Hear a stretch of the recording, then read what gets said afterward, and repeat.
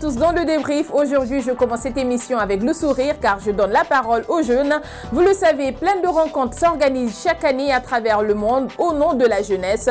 De multiples initiatives sont prises, mais la problématique de l'emploi des jeunes, le chômage et la formation professionnelle demeurent des défis à relever pour nos gouvernants. L'occasion est offerte aujourd'hui à certains d'entre eux de s'exprimer, de parler de leur parcours et notamment de nous donner leur vision sur la politique d'emploi et de la jeunesse au Sénégal. Pour la première partie, nous sommes avec Ahmed Bouye Aïdara, un jeune entrepreneur. Merci Ahmed Aïdara. Merci Aminata, merci pour l'invitation. C'est un plaisir de vous recevoir. Bonjour. Sur Médian TV Afrique. Merci. Et Tamsir Ousmane Traoré, également jeune entrepreneur à la tête d'une entreprise. Merci. Tamsir. Bonjour Aminata. C'est un plaisir de vous recevoir sur Médian TV Afrique. Bon, plaisir partagé. Voilà.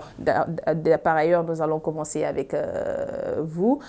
Parlez-nous un peu de votre parcours et de votre entreprise.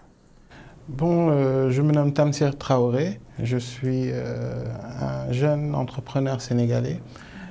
J'ai eu à faire mes études un peu dans Dakar avant de m'expatrier un peu au Maroc, où j'ai eu à faire 6-7 ans. Et ensuite, je suis revenu au Sénégal en tant qu'entrepreneur.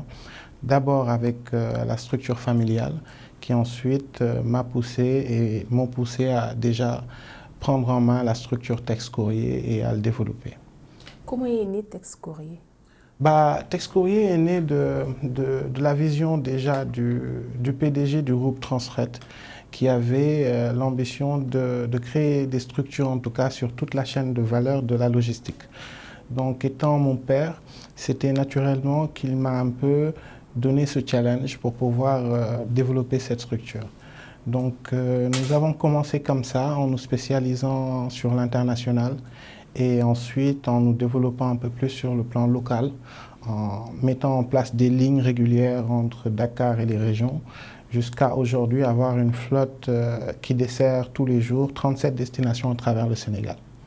Un parcours assez intéressant, n'est-ce pas, Ahmed Aïdara? Oui, je trouve aussi un parcours intéressant, M. Traoré. Et en passant, c'est un plaisir de partager le plateau avec M. Traoré, Tamsir. Alors, Ahmed Bouye Aïdara, jeune entrepreneur, je suis un pur produit comme lui de l'école sénégalaise, mais par le Maroc. J'ai fait mes études en communication marketing à l'Institut African Management. Et par la suite, j'ai travaillé dans la communication, dans pas mal d'agences de com. Et l'année dernière, quand même, je me suis lancé dans l'entrepreneuriat. Voilà. C'est ça. Et quoi d'autre? En parallèle, je suis coach dans le développement personnel, dans la partie prise de parole en public, leadership and motivation. Voilà, c'est en gros ce que je fais. Donc, c'est ce qui m'a fait rentrer dans l'entrepreneuriat d'une manière générale. Que de jeunes talents, hein, je l'ai dit à l'entame de mes propos, plein de rencontres s'organisent chaque année à travers le monde au nom de la jeunesse. Au Sénégal, on parle beaucoup de projets pour les jeunes, des structures sont même mises en place, à l'exemple de l'Agence nationale pour la promotion de l'emploi des jeunes. Déjà, que pensez-vous de ces structures et de leur utilité au sein de la société? Moi, de mon point de vue personnel, donc déjà par rapport à l'ANPEJ, j'ai eu une expérience avec l'ANPEJ en sollicitant déjà des ressources à travers leur programme. Donc l'idée est excellente. Il s'agit de créer une base de données et de pouvoir recenser et de structurer un peu l'offre que peuvent offrir ces jeunes. Maintenant, après, la problématique, elle est dans d'autres côtés, c'est aujourd'hui, que donne la relation entre demande et offre? C'est-à-dire, est-ce que les offres qui sont mises sur la table sont vraiment à la hauteur de la demande qu'aujourd'hui exerce le marché? Donc, moi, à mon niveau, j'ai eu énormément de demandes, en tout cas, pour y aller. Et c'est très difficile de trouver le profil, en tout cas, nécessaire à l'emploi qu'on peut offrir. Le profil, c'est-à-dire, expliquez-nous. C'est-à-dire qu'une société comme la mienne cherche beaucoup plus des profils sur la logistique qui sont propres à tout ce qui est du transport, de la logistique. Et aujourd'hui, la logistique est un secteur qui est beaucoup plus académique qu'exercé. Les gens font des diplômes en transport logistique, mais sont incapables sur le terrain de pouvoir te dire concrètement c'est quoi du transport de la logistique.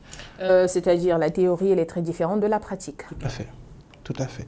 Donc, ça devient très problématique. Et pour nous, en tout cas, quand tu as un besoin, c'est que tu as besoin de quelqu'un sur 2-3 mois maximum. Opérationnel. Maintenant, s'il te faut attendre une mise à niveau de plus de 3 mois, ça devient difficile, en tout cas pour nous, d'attendre. Ahmed?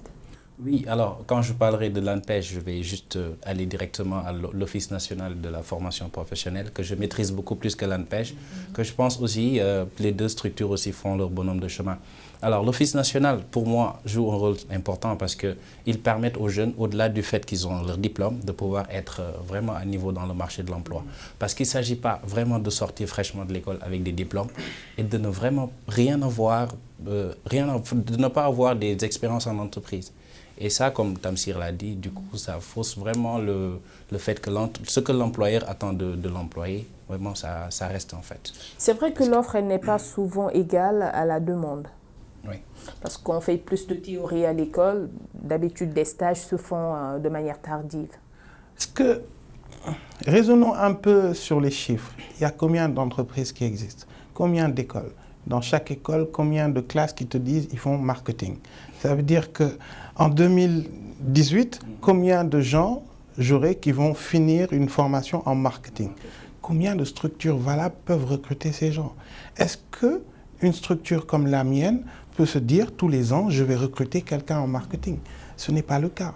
Donc les gens devraient partir sur des secteurs, des métiers beaucoup plus innovants, beaucoup plus apporteurs en tout cas de valeur ajoutée, qu'autres que les banques finances, les marketing. Parce qu'en réalité, même sur le terrain, tu vas voir un banquier, il te dit, moi, je n'ai pas fait banque finance.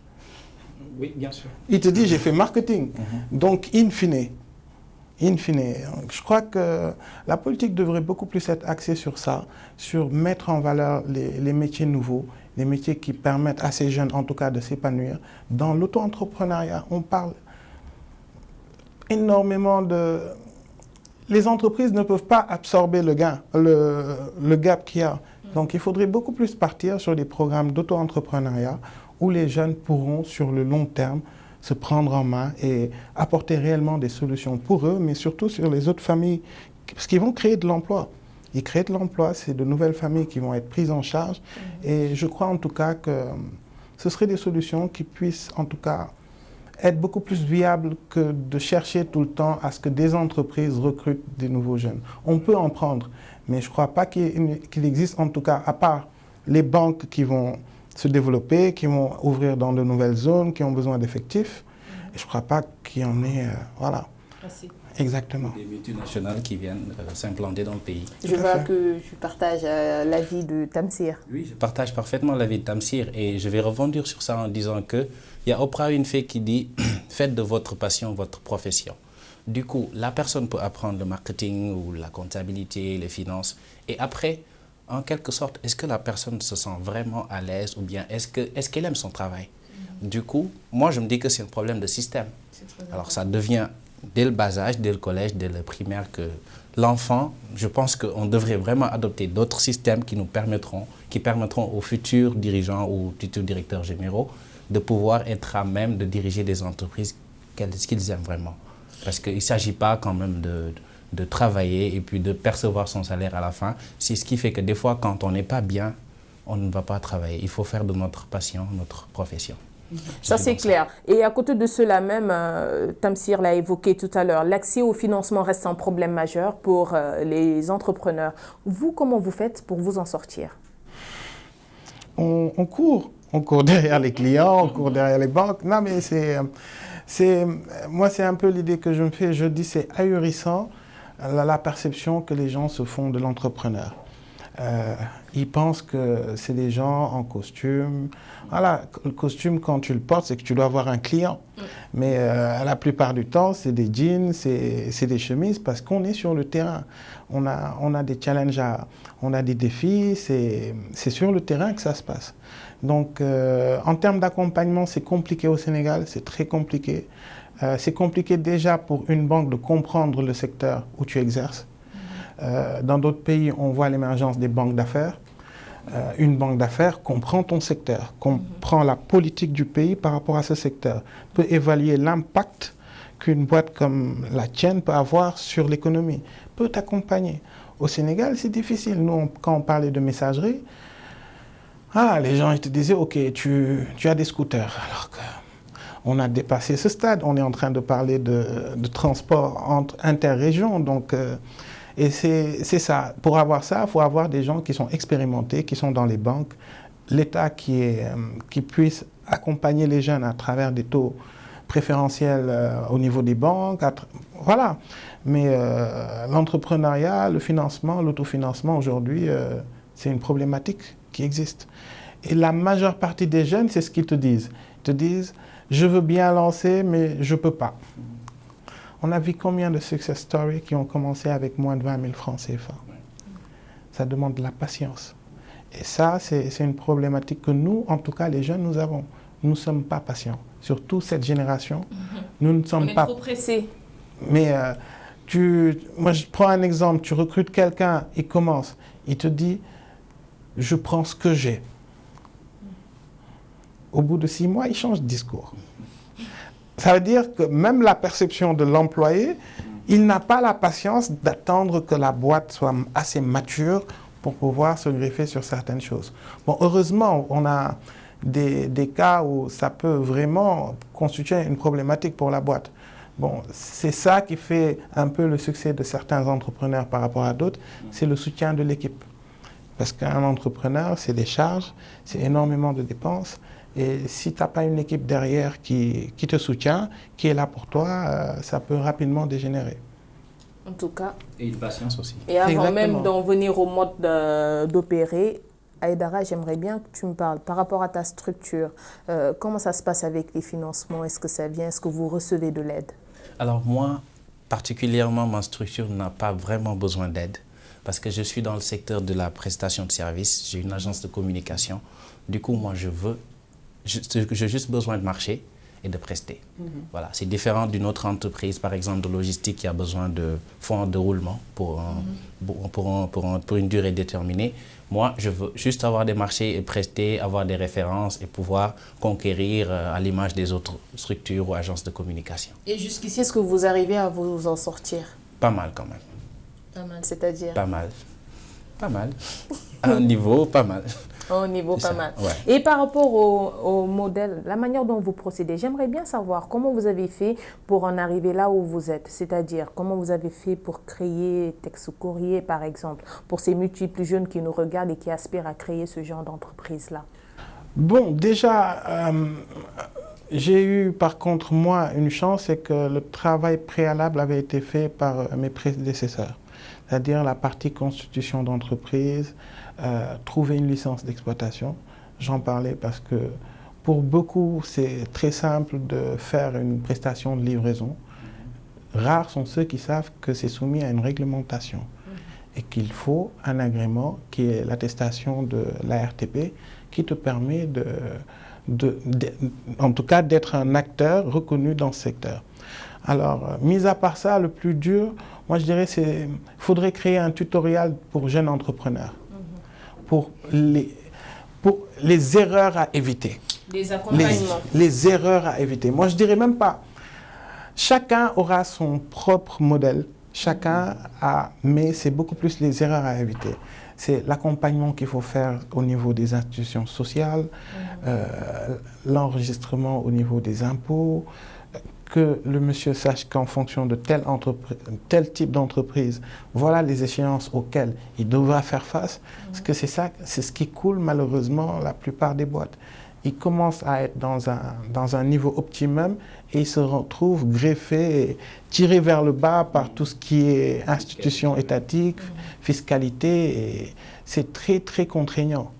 Donc, à ce niveau-là, moi, je sais pas, moi, quel est ton avis dessus, mais il faudrait un accompagnement de l'État dans ce sens-là. C'est de pouvoir, nous les jeunes, nous guider. Nous avons besoin d'avoir un guichet où on vient, où on nous dira, où on nous coachera, où l'État garantira notre sécurité. Parce que nous avons besoin d'une sécurité. Et surtout l'accès facile au financement.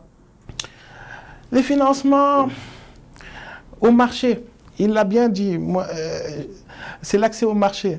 Aujourd'hui, qu'est-ce qui l'empêcherait, lui, d'avoir un marché sénégalais? C'est qu'il n'y ait pas, en tout cas, une certaine préférence nationale. Aujourd'hui, c'est ce que le Maroc a pu réussir, on va dire 70% du tissu est constitué par des PME, mais ces PME, ils travaillent dans des marchés locaux. C'est-à-dire, l'export, c'est maintenant qu'ils en parlent, mais au début, c'était beaucoup plus sur le local. Alors, si on donne à nos jeunes de quoi du travail, des marchés, du chiffre d'affaires, bah, ils vont se développer, ils vont faire des erreurs, mais ils vont se rattraper, ils vont devenir excellents. Si on prend l'historique de toutes les grosses boîtes qu'on connaît, on peut lister le nombre de gaffes, le nombre de non-qualités, le nombre d'expériences négatives qu'ils ont eu à avoir. Mais c'est parce qu'ils ont eu à passer par ces expériences qu'ils ont pu aujourd'hui devenir les leaders qu'ils sont. Donc je crois qu'il faut beaucoup plus leur donner du travail, avoir, que ce soit pas juste une parole, mais cette préférence nationale, cette préférence pour les jeunes locaux, elle doit exister. Moi, je partage totalement son avis. Je préférerais que l'État me donne des marchés plutôt que me mette... Parce que si j'ai le marché de l'État qui les garantit, la banque suivra. Ça, c'est clair. Et cela m'amène à poser la question de savoir quel est le regard que vous portez sur la politique de l'emploi ici au Sénégal. Alors, pas mal, parce que j'ai vu que l'État sénégalais, depuis l'avènement du président Macky Sall avec la politique de la création d'entreprises en 48 heures, quand même, ça réduit le fait que les gens se bousculaient et faisaient la queue pour créer leurs entreprises pour peut-être des semaines. Ils l'ont réduit en 48 heures. Déjà, chapeau pour ça. Maintenant, ce qu'il faut faire après, c'est qu'on a la douane, on a la fiscalité qui vient. Je suis devant Tamsir, je prends l'exemple de la logistique. Si on devait mettre, par exemple, sur place une plateforme ou un enregistrement qui font que les entreprises, par exemple, les nouvelles entreprises qui se créent, vont rester pour une durée de 3 ans ou 4 pour ne pas payer d'impôts, et on leur réduit les taxes sur la douane, ça peut implorer beaucoup de choses. Mais si, par exemple, trois jeunes veulent créer une entreprise et qu'après, il leur faut trouver des millions pour passer à la douane, pour payer des taxes, de la fiscalité, c'est ça qui fait que en fait, les gens n'entreprennent pas et que ça gâte en fait leur évolution, par exemple. C'est vrai que dès le départ, ça fait peur. Tu n'as pas encore de revenus et on te demande de payer des impôts. Et on comprend la différence parce que, écoutez, des pays comme le Ghana, comme le Rwanda, ils ont déjà dépassé ces étapes parce qu'il y a tellement de start-up là-bas, ils ont tellement compris que l'entrepreneuriat ou bien le secteur privé développe plus le pays que le secteur public. Et ils ont compris aussi que l'informel aussi, il y a beaucoup de gens qui sont dans l'informel et qui gagnent des milliards et que les gens ne savent pas. Plus que ceux qui sont dans le secteur formel. Bien sûr, bien sûr. C'est la problématique. Pourquoi les gens ne veulent pas aller dans le formel? Il faut se poser la question. Pourquoi les gens ne veulent pas se formaliser? Parce qu'il y a beaucoup d'argent après à perdre par les fiscalités, par la douane et toutes ces choses-là qui font qu'après, nous, Africains, francophones, on est toujours derrière. Il faut le dire. Et après, il y a le problème de pragmatisme qui vient, on est trop protocolaire face à certaines choses, alors que si c'est dans d'autres pays d'Afrique anglophone, les gens ont dépassé certaines étapes. On n'est pas là à se tergiverser sur certains détails, entre guillemets. Et c'est ça qui nous fausse en fait, c'est ça qui fait qu'on n'avance pas. Et sur ce, quel est le message que vous lancez à l'endroit de nos autorités? Alors, qu'ils repensent beaucoup plus leur politique. Et après, je vais parler de quelque chose d'un peu... qui a un peu référence par rapport à ça. Vous savez, d'une manière générale, les riches s'entraident entre eux et les pauvres ne le font pas. Dans tous les pays, les pauvres ne s'entraident pas et les riches, c'est eux qui deviennent riches de plus en plus, de jour en jour. Et après, pourquoi nous, jeunes entrepreneurs, pourquoi on ne se retrouve pas nous tous? Parce que, écoutez, que l'on soit dans la logistique, dans le transport logistique, que l'on soit dans la communication, il y a tellement de start-up, d'entreprises qui se créent et à peu près, elles font la même chose.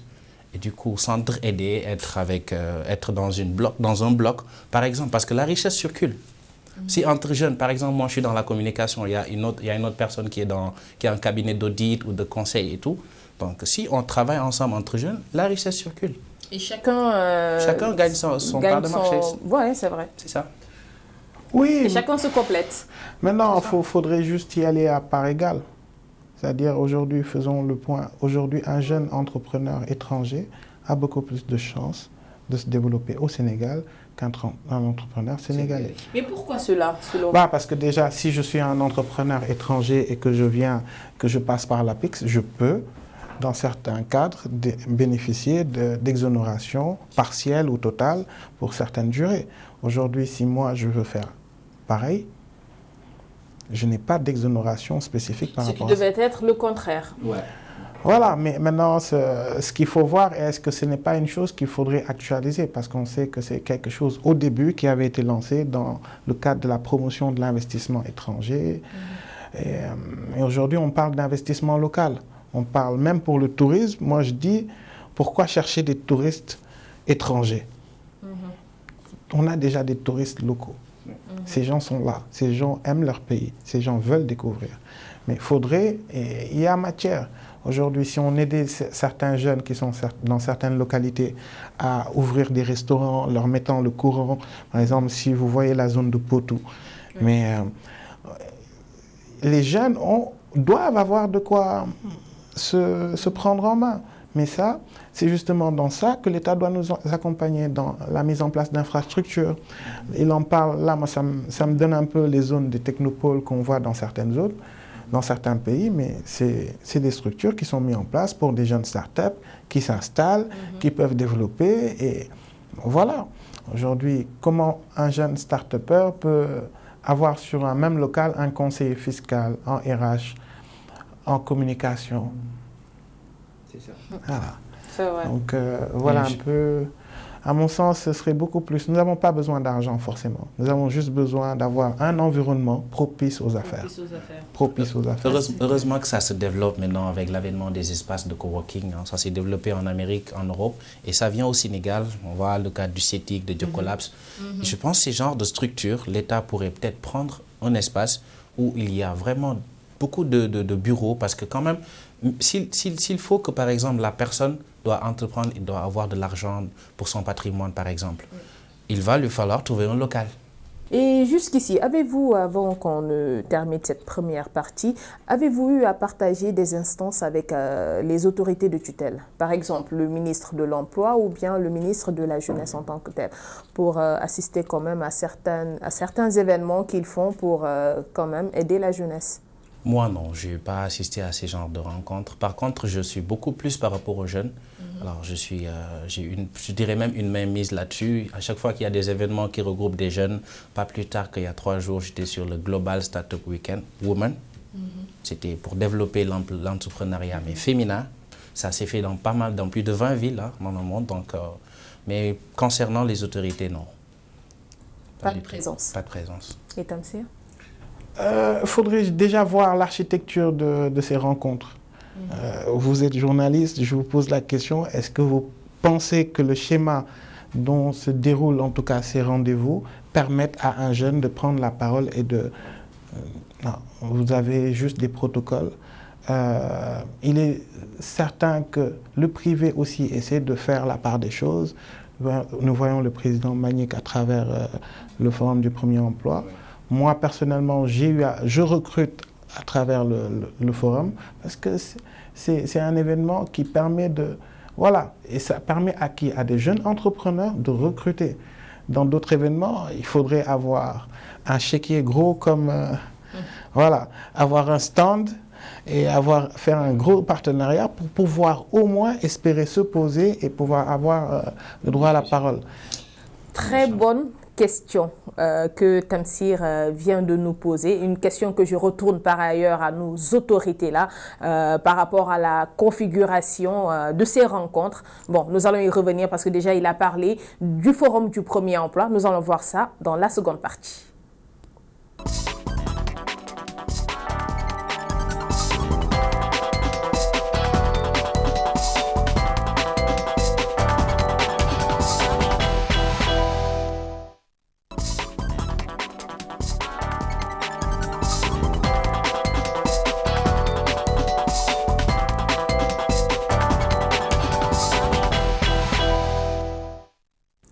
Votre émission se poursuit sur Médian TV Afrique. Un grand merci à mes invités de la première partie, Ahmed Aïdara et Tamsir Ousmane Traoré. Ils m'ont rejoint maintenant sur le plateau pour la seconde partie. Ousmane Ba, il est le président de l'association des diplômés sans emploi du Sénégal. Merci Ousmane. Merci Amina. Un plaisir de partager le plateau avec vous. Merci, le plaisir est partagé. Et avec lui, Monsieur Michel Faye, directeur de la formation professionnelle et technique du Sénégal. Bonsoir Merci, Amina. M. Faye. C'est un plaisir de vous recevoir. C'est partagé. Sur le plateau de Midi en TV Afrique. Merci à vous. Merci de l'invitation. Nos précédents invités ont soulevé des questions très importantes relatives à l'emploi des jeunes et surtout par rapport à la configuration des rencontres organisées pour la jeunesse. Nous allons y revenir, mais j'aimerais bien, Ousmane Ba, que vous nous parliez un peu de votre association. Merci. D'abord, je me nomme Ousmane Ba, je suis le président de la Coalition nationale pour l'emploi des jeunes. J'ai un master 2 en économie rurale à l'université Cheikh Anta Diop de Dakar. La Coalition nationale pour l'emploi des jeunes est composée de regroupement des diplômés sans emploi du Sénégal. Il y a les diplômés de pêche et de l'aquaculture. Il y a les diplômés sortant de l'école Maurice Delafosse. Il y a les diplômés sortant de l'école nationale de développement sanitaire et social. Il y a les diplômés handicapés. En bref, plusieurs établissements. Plusieurs structures qui composent la Coalition nationale pour l'emploi des jeunes depuis le 25 novembre 2013. Et moi, la question que j'ai envie de vous poser, c'est de savoir, bon, vous dites que vous êtes des diplômés sans emploi, mais faites-vous quand même des démarches pour en avoir? Oui, effectivement, parce que la coalition est née à l'université Cheikh Anta Diop suite au refus catégorique d'organiser des concours administratifs en 2006. C'est par là qu'on a eu à créer le regroupement des diplômés sans emploi du Sénégal, dirigé par Babacar Ndour d'alors. Aujourd'hui, on a jugé nécessaire que pour faire face à l'État, ou bien pour faire face à cette fléau, il va falloir se réunir autour d'une plateforme qu'on appelle la Coalition nationale pour l'emploi des jeunes. On a eu à être reçu par le président de la République même, entre les deux tours.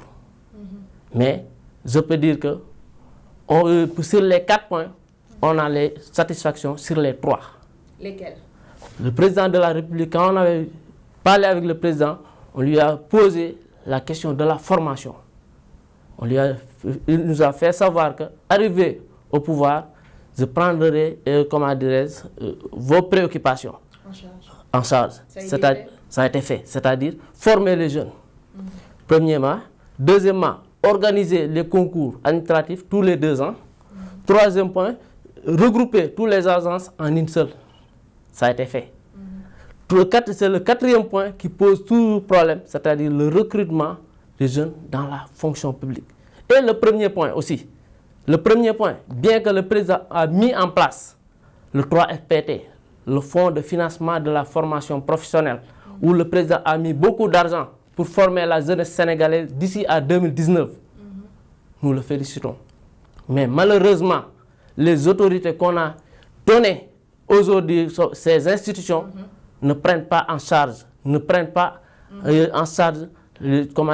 cette question de façon correcte pour régler la formation de la jeunesse. Nous allons y revenir parce que bon, là, aujourd'hui, nous avons quand même cette occasion d'avoir le directeur de la formation professionnelle et technique sur notre plateau. Déjà, le rôle de votre structure, M. Faye, et quels sont les actes que vous posez pour aider les jeunes diplômés sans emploi? Merci beaucoup. Peut-être revenir sur la question prioritaire de l'emploi au Sénégal. Bon, il a raison de dire que le président a pris en charge les mesures nécessaires pour accompagner les jeunes vers l'emploi. Et qui dit accompagner un jeune vers l'emploi dit qualifier le jeune. Et pour qualifier le jeune, il faut mettre en place des dispositifs de formation qui répondent aux besoins du marché du travail. Donc le 3FPT, le chef de l'État l'a mis en place. Mieux, il a augmenté les financements de la formation professionnelle à travers le 3FPT en décidant de reverser la contribution forfaitaire à la charge de l'employeur, la totalité à la formation professionnelle et technique pour justement prendre en charge la qualification des jeunes. Mais il faut comprendre que les financements octroyés par le 3FPT à tout jeune demandeur de qualification dépendent en priorité de l'opportunité d'emploi qu'offre ce secteur. Et donc il y a des secteurs prioritaires ciblés par le 3FPT pour accompagner la qualification des jeunes. Qui sont lesquels? Ce sont les secteurs à haut potentiel d'emploi, tels que les secteurs ciblés au niveau du PSE, les secteurs liés à l'agriculture et l'agroalimentaire, les secteurs liés au transport, les secteurs liés au TIC, les secteurs liés au tourisme, hôtellerie, les secteurs de l'aviculture, les secteurs du tourisme, et enfin le secteur de l'horticulture. Ces secteurs sont jugés prioritaires parce qu'en amont de ces secteurs, il y a eu 3 secteurs sur lesquels un travail formidable a été fait, qui consistait à organiser le secteur et à faire en sorte que dans ce secteur, qu'il y ait un dispositif national qui peut prendre en charge la qualification des jeunes sur la base des besoins du secteur privé. C'est là aussi, il faut dire que les besoins exprimés par les centres de formation pour que les jeunes puissent s'inscrire doivent répondre à des besoins bien identifiés en termes d'emploi dans les entreprises. Et c'est là tout le travail qu'il faut faire pour changer le paradigme de la formation. Je reviendrai sur le paradigme aussi qui doit exister au niveau des jeunes, notamment la coalition que je salue, qui a été mise en place, qui est une action citoyenne, mais qui doit s'inscrire dans les politiques et accompagner l'État pour lever certains paradigmes qui bloquent l'emploi des jeunes. Et par rapport à cet accompagnement-là, quels sont justement les actes que vous posez? Oui, ce que nous avons posé, c'est d'abord faire en sorte que l'équité dans l'accès à la formation soit une réalité, à travers la multiplication de dispositifs, tels que des dispositifs d'excellence que nous appelons des lycées professionnels, mais aussi des centres de proximité. Parce que la formation, ce n'est pas seulement les jeunes à Dakar, c'est aussi les jeunes en milieu rural, c'est les jeunes dans les zones de départ pour l'immigration. Et donc ces jeunes, on doit mettre en place des dispositifs qui s'accordent avec les opportunités, potentialités des zones pour que les jeunes, une fois formés, puissent rester dans leur terroir et exploiter les potentialités économiques. Plus de 22 structures de proximité ont été mises en place depuis 2012 à nos jours. Et on est aujourd'hui à 2 lycées professionnels qui sont en construction avec des projets de lycées d'excellence en cours de montage pour la zone de Sébikotane pour gérer la question de l'horticulture dans la zone maraîchère de Niayes. L'autre aspect qui a été mis en place pour régler la question de l'accès équitable, c'est qu'on a initié des projets, plusieurs projets, qui permettent aujourd'hui à tout jeune, quel que soit son niveau d'études, de pouvoir avoir accès à une formation professionnelle par sa langue nationale ou par un mécanisme alterné entre l'école et l'entreprise. Ça, c'est ce que le chef de l'État a bien voulu offrir à la jeunesse le 31 décembre dernier en disant aux jeunes, je mets en place un projet de formation école-entreprise. Et il n'y a pas longtemps, M. le ministre en charge de la formation a invité l'ensemble des entreprises pour partager sur le concept du chef de l'État et la totalité des entreprises ont adhéré à ce projet.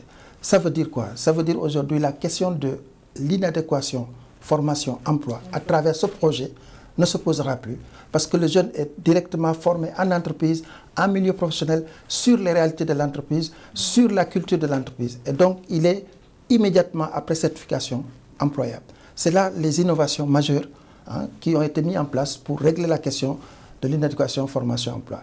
Mais je voulais revenir sur les paradigmes qu'il faut changer et sur lesquels j'interpellerai un peu la coalition pour aider l'État à accompagner les réformes qui sont en cours. Aujourd'hui, nous avions l'habitude, depuis les indépendances, qu'on cherchait toujours à être des cols blancs. Ça veut dire travailler dans un bureau climatisé, etc. Le monde a évolué aujourd'hui. Et on sait que dans toute activité professionnelle, dans une entreprise donnée, telle que votre structure, le balayeur demain peut être le président directeur général de cette structure, à travers des formations. Et donc, il faudrait que vous portiez le message au niveau des jeunes, pour leur dire, avoir un master, c'est bien, mais avoir un métier qualifié, c'est mieux. Parce que la qualification, c'est une aptitude au travail reconnue par une instance officielle. Et donc, c'est là où, vraiment, il faudrait qu'on opère le changement de paradigme au niveau des jeunes et qu'on chasse cette appréhension sociale qui faisait que les élèves qui étaient dans les écoles de formation sont souvent appelés des watrahassou. Il faut qu'on change cet aspect. Ce qui est très important. Il faut qu'on change ça au niveau des jeunes. Alors Ousmane Ba, l'État ne peut pas donner du travail à tout le monde, mais il crée quand même les conditions. Monsieur le directeur l'a dit tout de suite, il a même cité les secteurs qu'ils accompagnent. N'est-ce pas? Je vais rebondir un peu sur cette question pour vous dire que la coalition a mis un focus sur ça. C'est-à-dire, nous sommes conscients que l'État ne crée pas d'emploi. Mais il crée quand même les conditions. L'État crée les conditions. C'est ça. Et vous, profitez-vous de ces conditions-là qui sont mises en place? C'est dans ce sens que la coalition avait fait beaucoup de rencontres avec la direction de l'emploi, avec le 3FPT, avec l'AMPEJ, pour demander aux jeunes qui sont intéressés par les formations. On avait fait ce préalable, c'est-à-dire demander au sein de notre coalition quels sont les jeunes qui sont intéressés, par les formations, c'est-à-dire qui veulent changer de paradigme. On avait recensé 142 jeunes, dont on a fait une copie à monsieur le directeur. Et qu'est-ce qui s'est Le passé? directeur du 3FPT a reçu. Le directeur de l'emploi a reçu aussi. Mais aujourd'hui, jusqu'à présent, ces 42 personnes, leur doléance n'a pas... 142. Leur doléance n'a pas encore été réglée jusqu'à présent. Donc, on ne peut pas dire aux jeunes, la formation que vous avez faite, ce n'est pas bon. Il faut changer de paradigme. Ces jeunes-là, ils ont l'envie de changer de paradigme et ils veulent changer de paradigme, mais on ne les a pas donné l'opportunité. Je sais qu'il y a des lenteurs administratives, on peut être d'accord, mais il faut prendre en charge cette jeunesse. Comprendre que les jeunes, ils ne sont pas là pour être dans les bureaux, parce que nous tous, nous savons que être dans les bureaux, tu vas veiller là-bas sans avoir rien du tout. Mais les meilleurs agents sont ceux qui sont sur le terrain. Oui, effectivement, les jeunes en ont conscience. Aujourd'hui, même si vous voyez, la manière dont les jeunes vivent, aujourd'hui, la plupart des jeunes, les jeunes sont des commerciaux. C'est des jeunes qui aiment le terrain. Parce qu'ils savent qu'avec le terrain, tu peux apprendre beaucoup de choses et tu peux gagner beaucoup de choses. Et dans les bureaux, tu es là de 8h à 19h avec un salaire minime. Ce n'est pas ça que les jeunes demandent. Mais nous demandons de l'accompagnement. Et il faut qu'on nous accompagne. Bien vrai que l'État fait beaucoup d'efforts, on n'en disconvient pas. Parce que moi qui vous parle, ma coalition a reçu des financements, de l'ANPEJ. Donc, c'est des actes que l'État a posés. Parce que moi, je ne veux pas être un jeune qui va être là pour critiquer ou pour dire des choses qui ne sont pas vraies. Moi, je dis les choses telles quelles. Parce qu'en venant, j'ai emprunté 200 francs pour venir. Donc, personne ne m'a donné quelque chose pour que je dise quelque chose qui lui plaît. Je vais dire les choses telles quelles. À l'ANPEJ, on a eu à recevoir des financements. Et ces jeunes-là sont en train de bosser. Ces jeunes-là sont en train de mettre en place leurs affaires. Donc, il faut que l'État multiplie ces genres d'actions. Il faut qu'on multiplie ces choses-là pour voir plus, pour que les jeunes, pour beaucoup de jeunes, puissent en bénéficier. Mais il faut que les collaborateurs du président de la République ouvrent leurs portes. Il faut qu'ils ouvrent leurs portes. Parce que c'est les jeunes, leur interlocuteur direct, c'est la jeunesse. Tout de suite, nous allons revenir sur les conditions d'employabilité mises en place par l'État du Sénégal. Mais avant cela, je vous propose de suivre un élément sur les rencontres qui s'organisent pour la jeunesse. Selon les dernières statistiques de l'Agence nationale de la statistique et de la démographie, le taux de chômage des jeunes âgés de 15 ans ou plus est évalué à 10,8%. C'est dans ce cadre que ces jeunes sont venus au forum du premier emploi à la recherche d'opportunités de travail. Tous porteurs de projets ou demandeurs d'emploi, espérant une première entrée dans le monde professionnel. Je suis venu aujourd'hui pour tout simplement chercher un emploi vraiment qui répond à ma personne. J'ai une idée de projet parce que chez nous, à partir de la licence, il faut que l'étudiant dépose un projet. Le premier forum de l'emploi, un rendez-vous incontournable pour ces jeunes. La 17e édition a un caractère particulier, la co-organisation avec l'État du Sénégal par le biais du ministère en charge de l'emploi pour magnifier le partenariat public-privé. On a fait déplacer le guichet unique de l'APIX pour permettre aux porteurs de projets, parce qu'aujourd'hui l'État a mis plusieurs milliards sur plusieurs programmes et projets, et tous les jeunes qui sont porteurs de projets ce jour peuvent créer leurs entreprises ici même avec 0 franc. Le gouvernement sénégalais, très soucieux de l'avenir de sa jeunesse, promet d'accompagner les initiatives du mouvement des entreprises du Sénégal avec la délégation de l'entrepreneuriat rapide, une manière de solutionner la lancinante question du chômage et du sous-emploi des jeunes. Les centres d'information à l'endroit de la jeunesse, une des mesures fortes du président de la République pour accompagner justement la DER, son programme de mettre en place par an 30 milliards CFA. 30 milliards CFA, c'est beaucoup, justement, pour doper le processus de création d'emplois et de richesses dans notre pays. Face au problème du chômage, le président du Sénégal a décrété 2018 une année sociale en faveur de l'emploi des jeunes et à l'intégration systématique de la dimension emploi et entrepreneuriat dans les politiques et programmes de l'État. Un reportage signé Amadou Sabarba et Christian Kamoni. Alors, Monsieur Faye, parlez-nous un peu des conditions d'employabilité de l'État face déjà à cet élément que vous avez suivi. Oui, d'abord féliciter et remercier le président Diop par la régularité par laquelle il organise chaque année un forum sur le premier emploi.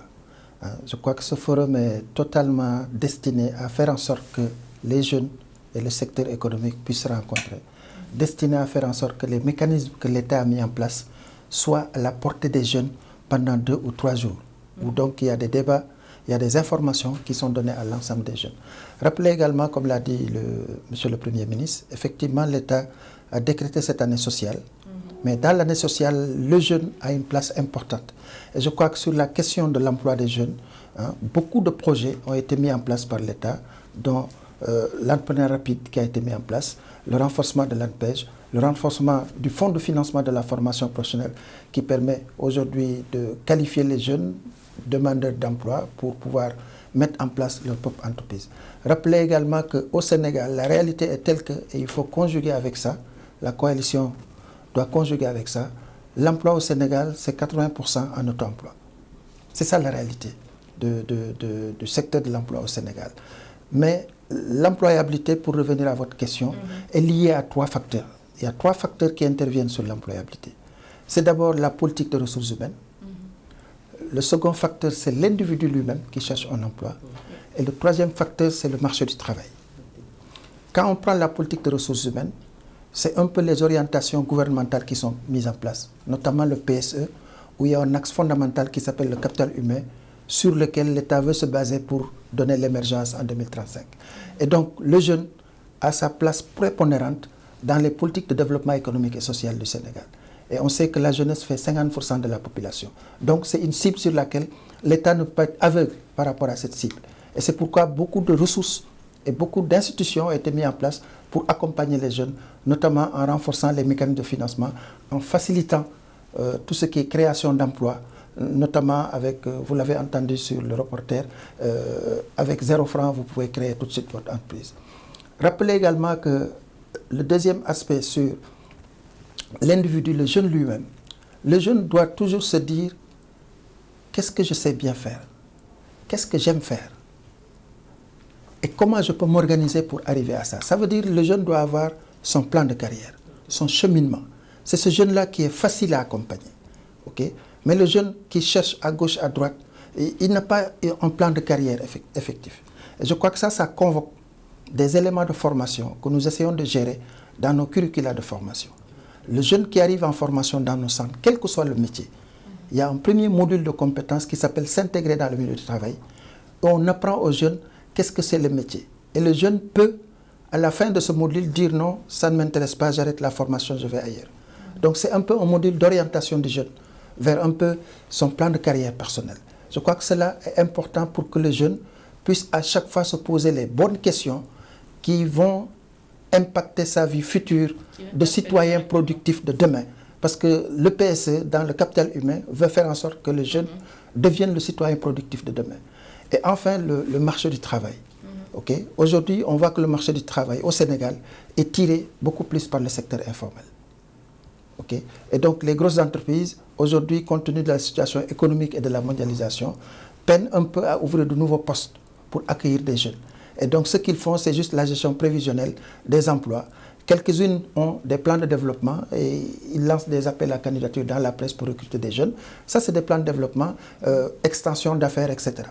Mais ce qui est important, au niveau des 3 acteurs, c'est le jeune lui-même qui est important et qui est la cible pour nous, formation professionnelle. Comment faire en sorte que chaque jeune, où qu'il puisse se trouver sur le territoire national, puisse accéder à une offre de formation et puisse accéder à des conseils qui lui permettent de pouvoir poursuivre son plan de carrière. C'est ça qui nous intéresse, nous, formation professionnelle et technique. Déjà, au-delà des arguments donnés par M. Faye, déjà, vous, que pensez-vous déjà de cette année sociale décrétée par le président Macky Sall? Comme vous le savez si bien, si le président nous parle aujourd'hui de l'année sociale, je pense qu'on peut le comprendre. Parce qu'aujourd'hui, il a mis en place pour la première fois un ministère en charge de l'emploi, de l'insertion professionnelle et de l'intensification de la main-d'œuvre. Donc vous vous retrouvez dans cette configuration. Dans cette configuration. Comme je vous l'avais tantôt dit, le président a l'envie et a l'ambition de faire. Parce qu'on a eu à s'asseoir sur une table. Ce qu'il nous avait dit auparavant, avant d'être président de la République, c'est ce qu'on a vu aujourd'hui en train d'être réalisé. Mais ce qui nous inquiète un peu, c'est toujours ses collaborateurs. C'est-à-dire les gens qui dirigent ces structures. Parce que le président de la République, ce n'est pas lui qui gère la direction ou bien. Il donne ces directions-là à des gens. Ces gens-là nous parlent les portes à la jeunesse. Mais vous, est-ce que vous prenez des initiatives quand même pour aller vers ces personnes-là? C'est vrai que vous vous rendez dans ces structures et tout, mais est-ce que vous posez des actes et des projets qui les poussent à aller à votre rencontre? Effectivement, comme je vous l'avais dit tantôt, on a même été reçu par le ministre en charge de l'emploi le 27 novembre passé. On a mis sur sa table 300 projets. La coalition nationale pour l'emploi des jeunes a mis 300 projets sur la table du ministre en charge de l'emploi, de l'insertion professionnelle et de l'intensification de la main-d'œuvre. Parce que le président a décrété 2018 l'année de l'emploi, l'année sociale. Et il a mis en place la délégation à l'entrepreneuriat rapide où il a mis 30 milliards. Donc, nous, on pense que les 300 projets que la coalition a mis en place doivent être financés, si tel est le cas. Mais moi, ce que je veux savoir, au-delà même de cet apport qu'amène l'État, au-delà de cet apport-là, vous, quels sont les actes concrets que vous posez pour vous en sortir? Parce que moi, personnellement, je me dis que vous ne comptez pas rester toute votre vie des diplômés sans emploi.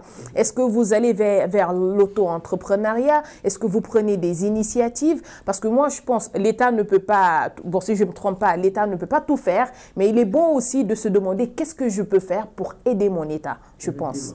Pour vous dire que la coalition n'est pas restée intacte, pour dire qu'il attend tout de l'État. Et si vous me donnez un exemple d'acte que vous posez, qui pourrait même inviter le directeur à vous rejoindre. Par rapport à la formation professionnelle, on a noué un partenariat avec l'école chinoise qui est à l'université Cheikh Anta Diop pour essayer de former les jeunes sur les nouvelles, technologies, les nouveaux métiers.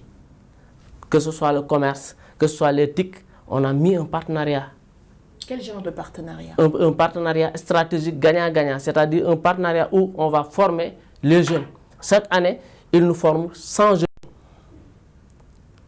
Confucius, l'école Confucius chinoise qui est à l'université Cheikh Anta Diop, chaque année, ils forment 100 jeunes de la coalition nationale pour l'emploi des jeunes. Êtes-vous au courant, M. Faye?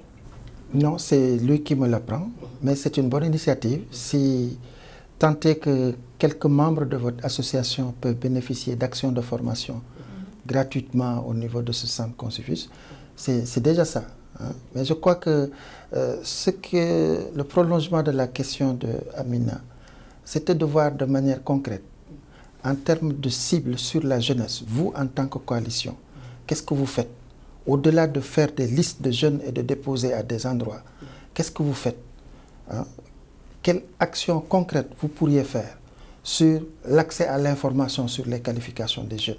Ça, vous êtes coalition, vous devez pouvoir mener des activités de ce genre pour regrouper les jeunes, inviter un directeur comme moi par exemple pour venir parler aux jeunes sur les offres de formation. Alors très rapidement parce qu'il ne nous reste que 3 minutes. Ça, on l'a déjà fait avec Demba Diop, le directeur de l'emploi. On a eu à faire une formation sur les métiers d'avenir, sur comment trouver un emploi, quels sont les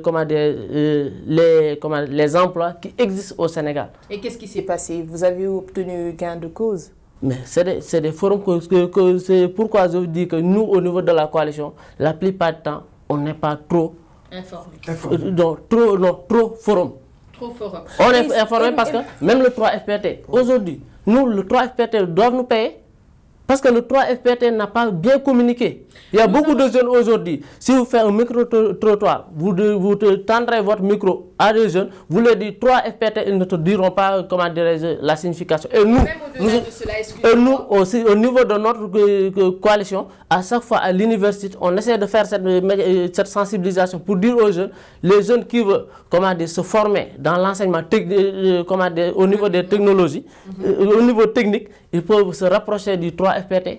Okay. Et cette communication, on le fait gratuitement. Malheureusement, nous sommes presque arrivés au terme de cette émission. Mais avant qu'on ne clore cette émission, j'aimerais savoir, parce que là, excusez-moi, Monsieur Faye, Tamsir Traoré a soulevé cette question dans la première partie, très rapidement. Ces rencontres qu'on organise pour la jeunesse, et on voit que la jeunesse n'apporte pas trop son opinion. Déjà, très rapidement, qu'avez-vous à dire sur ça?